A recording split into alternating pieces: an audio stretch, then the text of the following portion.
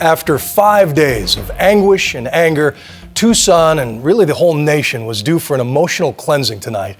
25,000 people showed up at a college arena that seats half that many. Among them, some carrying flesh wounds from Jared Loughner's pistol, all of them scarred emotionally by Saturday's murder spree. The heads of state and federal government were there, cabinet members, Supreme Court justices past and present, and the man who carried the biggest responsibility to the podium, Barack Obama. More than any dark moment before, this was his night to serve as consoler-in-chief. And after almost a week of bitter political back and forth, millions tuned in to see how the president would respond. But not one of them expected one particular line early in the speech. The news that Representative Gabrielle Giffords, hospitalized with a bullet wound through her brain, opened her eyes tonight. It brought one of many applause breaks. Our chief White House correspondent, Jake Tapper, was there and joins us now for more on Gabby and the rest of the speech. Jake?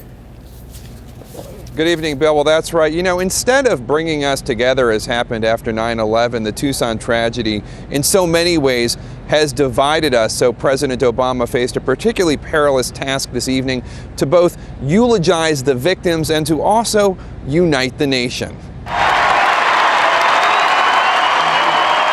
At the McHale Memorial Center, before a crowd of 13,000, with 14,000 more in overflow and millions more watching nationwide, the president started on a somber note.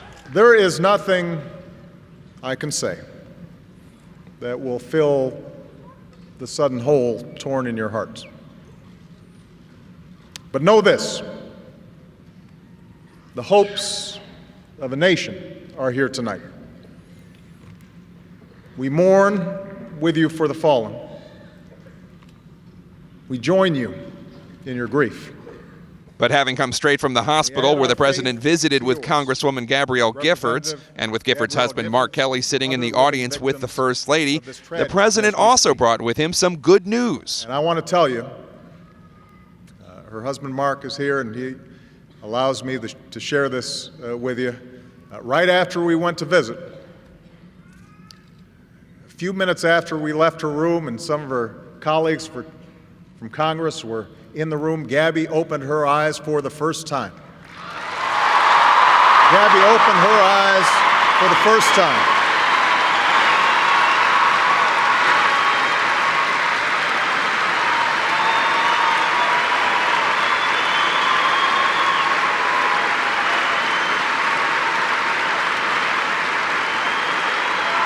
Gabby opened her eyes.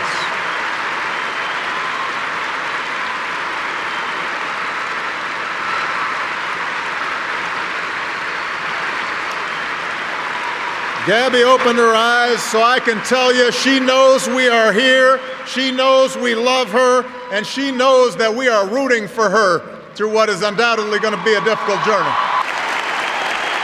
Tonight was an unusual combination of almost a pep rally and a somber memorial. The university had handed out t-shirts saying, "Together we thrive, Tucson and America." The community's desire to heal, to rise from the ashes of tragedy, manifested itself in an enthusiasm that may have struck some as odd for a memorial. One of the heroes of the tragedy, Daniel Hernandez Jr., was cheered as he walked into the arena, as were some of the doctors. Former Supreme Court Justice Sandra Day O'Connor, a former Arizona state senator, greeted Dr. Peter Reed, the neurosurgeon trying to heal Gabby Giffords' brain. The president honored them, and the arena exploded in celebration.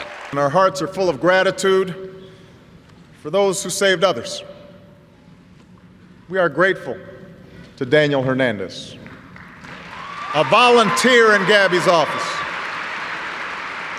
And Daniel, I'm sorry you may deny it, but we've decided you are a hero because you ran through the chaos to minister to your boss and tended to her wounds and helped keep her alive.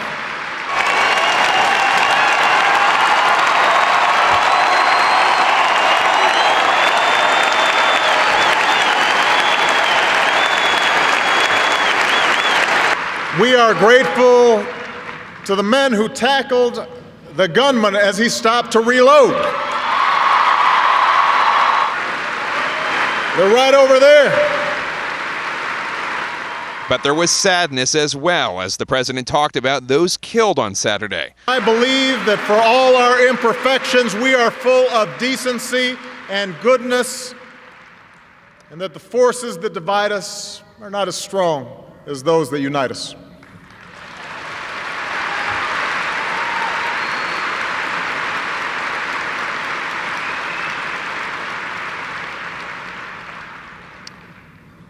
That's what I believe, in part because that's what a child like Christina Taylor Greene believed. The president talked about Christina as an inspiration for the nation. She saw all this through the eyes of a child, undimmed by the cynicism or vitriol that we adults all too often just take for granted. I want to live up to her expectations. I want our democracy to be as good as Christina imagined it. I want America to be as good as she imagined it. All of us, we should do everything we can do to make sure this country lives up to our children's expectations. And in an emotional moment, the president recalled that Christina was one of 50 babies born on September 11, 2001, who were pictured in a book called Faces of Hope. And here on this earth, we place our hands over our hearts, and we commit ourselves as Americans to forging a country that is forever worthy of her gentle, happy spirit. White House aides say the president did not want this to be about politics, but in a sense, anything a president does is political, and tonight was a big moment for him, as with previous presidents called to moments of national tragedy.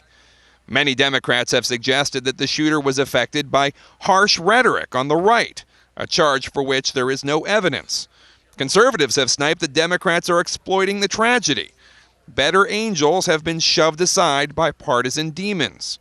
The president tonight essentially told everyone to simmer down. At a time when our discourse has become so sharply polarized, at a time when we are far too eager to lay the blame for all that ails the world at the feet of those who happen to think differently than we do,